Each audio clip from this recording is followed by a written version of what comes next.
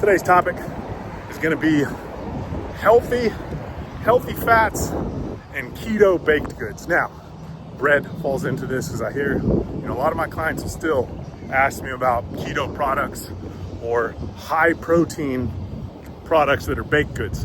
So something that falls into this would be Kodiak cakes, Lenny and Larry's complete cookies, those sorts of things.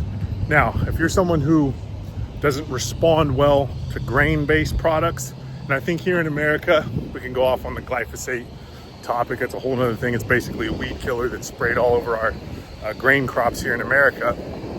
I think more people have a glyphosate intolerance than an actual gluten intolerance. However, if your gut is fucked up from glyphosate, alcohol, lack of sleep, over consumption of processed sugars, etc., you're going to be very sensitive to a lot of things. And so I think what happens is you get a messed up gut mistaken for lactose intolerance, gluten intolerance, intolerance to other foods. Certain foods are going to be a little bit more difficult on the stomach, gluten being one of those things. So gluten is a wheat protein, and that wheat protein, the body doesn't necessarily want to digest it. But if you have a healthy gut, there's not a lot of negative impact that people get from it in small amounts. And so what I think happens is that it's this compounding effect that gives us this really negative response from it. And I love Florida, but the sidewalks just end randomly, and then you got to find your own place to walk, which I don't mind. Most people are really alert driving here, which is really cool, and everyone's super fucking nice. I do believe that these intolerances that a lot of people think they have are not actual intolerances to the thing that they're intolerant to, but rather a messed up gut leading to shitty digestion. Someone's like, oh, I'm lactose intolerant, and I'm like, all right, cool. Well, when's the last time you had alcohol? And they're like, oh, I drink every day. Okay. We'd have to remove that for a substantial period of time to see if you're actually lactose intolerant. I just don't think most people are actually lactose intolerant. Like I said, I do believe it is gut dysfunction overall that causes that. And that can be from, like I said, it can be from nutrition, alcohol, etc., or it can be from medications. There's a lot of people that are on a lot of medications. A lot of you listening to this right now that are taking medications that have never read that fucking pamphlet that's in your medications.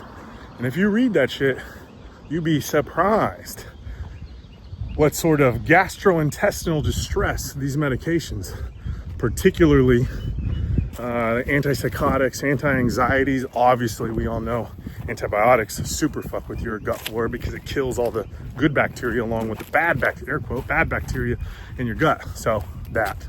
Anyway, getting back on topic, the healthy fats and these keto or paleo, not paleo, but keto rather, because paleo is clean. But these keto baked goods just aren't really a thing, man. And I think people, or the high protein baked goods, read the labels. I think a lot of people are doing themselves a disservice. They're like, oh yeah, I had, 100 grams of protein today. And they had fucking Kodiak cakes and a Lenny and Larry's complete cookie and blah, blah, blah. And I'm like, okay, cool. Well, you had 60 of those grams from wheat protein, right? Number one, it's probably going to have a pretty negative impact on your gut health. You're probably going to be pretty bloated and not feeling so great.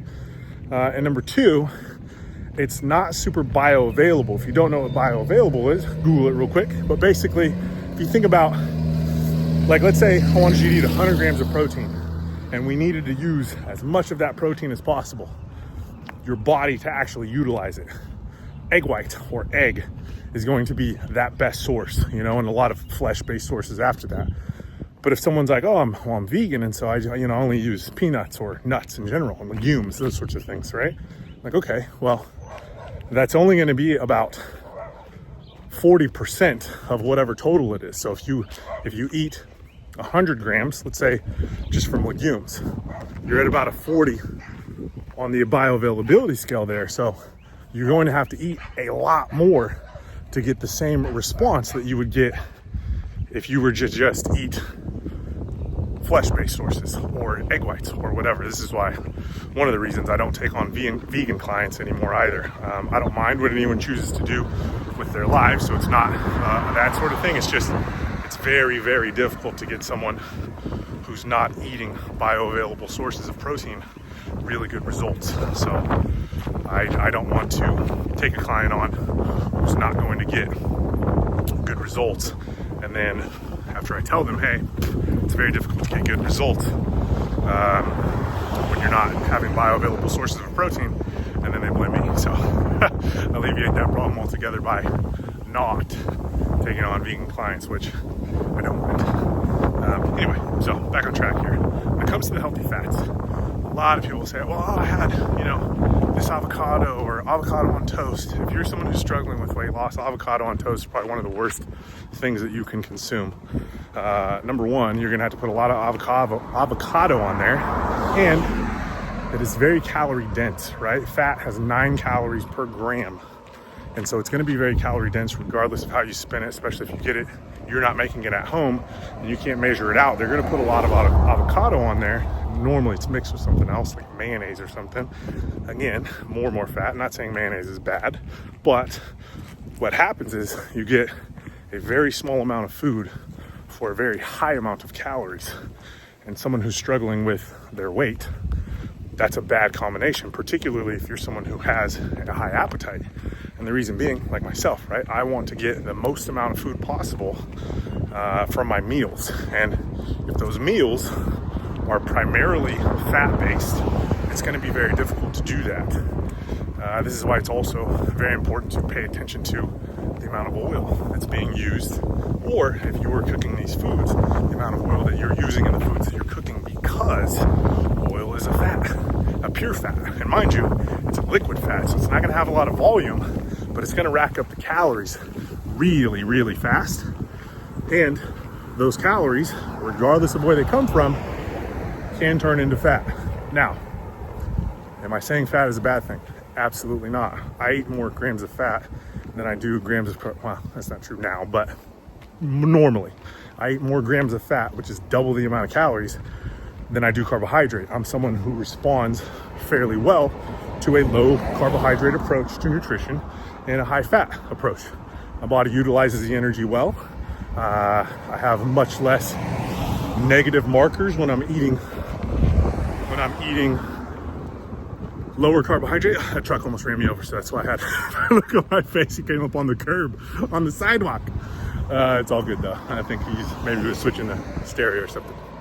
But yeah, my body responds much better to lower carbohydrate, higher fat intake. And so that is the approach that I take. I feel great. I have tons of energy. I'm 40 years old, about 5'11", and 214 pounds as of this morning. So yeah, do with that what you will. I know a lot of people complain about, oh, well, I need carbs for energy. I need carbs for energy. I just got catcalled. I need carbs for energy. And if you're really lean, then yes, that is something we can talk about. If you're having trouble keeping that weight on because you don't have enough carbohydrate, for sure, let's chat about that. But if you're overweight, you don't need those carbohydrates. So yeah, that's another topic for another day though. But anyhow, so think about this the next time you're sitting down for a meal or you hear someone talking about, they can eat as much as they want of this because it's air quote healthy fat. Almonds are something you see get overconsumed a lot. Avocado is something you see get overconsumed a lot. Coconut oil is something you see get overconsumed a lot. It's still a lot of calories there. And then on the keto side, anytime anything is a baked good, just spin that product around, have a look at the label, see what's in there. If the protein, if it's a keto, so it's high protein bread, most of the time you're gonna look for these two terms, hydrolyzed wheat protein or wheat protein isolate. Look for those terms in there. That's just added gluten. They don't put gluten on the damn label because they know people know what gluten is. And they don't want to scare people, so they put those two terms on the label instead. But just know what you're consuming, and don't take for granted that just because you heard something, whether it was on the internet or whatever, that it's gonna work for you. At the end of the day, regardless of what approach you're taking to your nutrition, you're going to have to be accountable to the total amount of calories that you are consuming. If you're not losing weight, you are ingesting more calories than you are burning. And let's say you want to gain weight and you're not gaining weight, you are burning more calories than you are ingesting. It is, at the end of the day, a math equation 100% of the time. And there is no way around that. The math never lies. Remember that. Later.